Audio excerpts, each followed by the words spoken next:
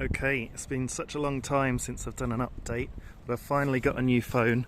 I'm testing it out for the first time, so everything's dormant. This is the most developed forest garden, and it's a very nice day today. The sun's come out. It extends really quite far up that way. So we'll just have a look at a few things that over the winter we've been pruning the apple trees. It's mainly apple trees. They're about 12 years old. There's an example of one I was working on. That's a plum tree just directly in front of us there, but everything else is pretty much apple. There are rowans. I just tripped over a bush. So in this bed here, it's very difficult to see, but these are all gooseberry bushes on the floor there, and comfrey at the base of this tree. That's a crab apple, I think, that we use for grafting. And there are some evergreen things here. This is, I think, what my friend calls a magic cabbage. I think it's called that because you can peel off a leaf and plant it. Yeah, well, this is definitely a magic cabbage. I recognise it because it's got the purple stem. Trying to identify things, but it's difficult in the winter. This is brand new. It's got a cage. Not entirely sure what it is, but it could be some sort of berry bush. But I'll show you some sections where I do know what they are. There's an awful lot in here. So there's lots of strawberries, and it's quite incredible how quickly they spread. So this is an entire bed of strawberries over here. And there were only a handful of plants at the end of last summer, so over the winter they've really spread out. And this is sage plant, and that looks like lavender down there. A very young lavender plant. Lots and lots of strawberries all over that bed. And then this is a really big bed of berry and currant bushes. So there's black currants, blackberries, red berries, white berries, strawberries all on the floor. And I'll show you an example of where we're doing some layering, which is where you take one of the branches, lay it down on the floor and pin it down with something. You can put a brick on it, or in this case a metal peg, pinning down the branches. They'll grow their roots, and you can then cut them off and split them out. So lots more strawberries on the floor here. This is marjoram or oregano, this one.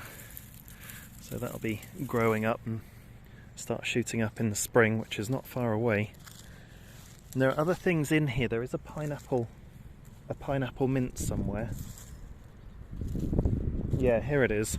It is spread about, but this is a pineapple mint,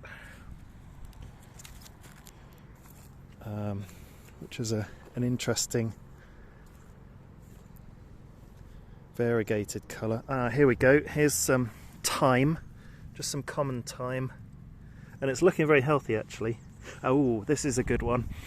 It's really spread actually. So this one down here is a creeping raspberry, and it's actually all around the base of this tree and up to here. That's as far as it's got, but it's spread out really, really well. And this is a bed of, I think, raspberries, certainly berries. I know over there in that bed, that's raspberries. And if we walk up to here, I can really feel the heat in the sun for the first time this year. It's really nice. A whole bed of magic cabbages. So that's the. So if I show you the section I've just walked through, it's all that. So I came in through here, and there's a footpath going along, and I'd say I've probably walked through about half to a third, 2/3 of the, or a third of the site already. Actually, on the far back of the, going all the way along one side, is some wild cherries, and they give quite the crop. Like, no matter how many people come here and outdo you, you can always find some. Just going to walk up a bit further. There's a lot of new planting, and you see the cages. I'm not entirely sure what's here, but if you can see here on the floor the pathways that have been made, one this way and one that way, you can see people are walking through this forest garden now, instead of just walking past it, so it's really becoming a bit more a part of the community. In fact, you can see the evidence. Paw marks from dogs, so the dog walkers have taken from walking along the concrete path, and they're coming through the forest garden, and they're probably not aware of what everything is. Some more magic cabbages down there, and through there is a cool little den. In fact, up here is a better den, where it just leads through to some low-hanging branches where my boys like to have a play.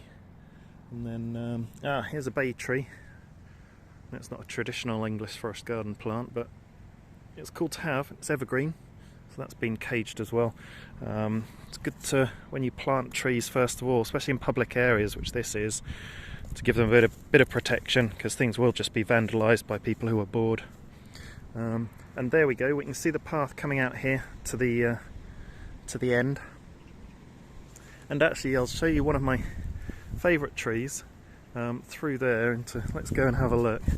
It's a mulberry tree, and it's quite secluded. We always try and keep it away from these brambles. Fight the good fight and keep the brambles back every year, and mulch it down there. And it's really quite big now. And mulberries are amazing. They're like, it's difficult to describe, but I think it's like a raspberry on a tree. They're amazing.